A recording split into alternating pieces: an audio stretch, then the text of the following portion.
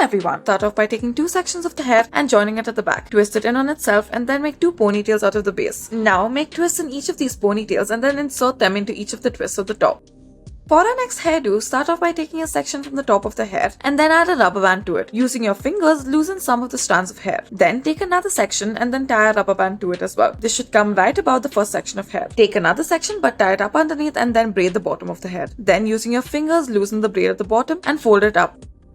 Next, take two sections of the hair from the front and tie it up at the back. Then twist it in on itself so that it forms the two side twists. Pull it in to make sure that it is tight. Next, add a rubber band at the base to make a low ponytail. Now divide this ponytail into two parts and then twist the hair in on itself. Leave out a section of the hair and then braid it. Do the same on the other side of the braid. Now roll up the hair and then fold it upwards to make a bun-like shape. You may use a multiple pronged pin for this.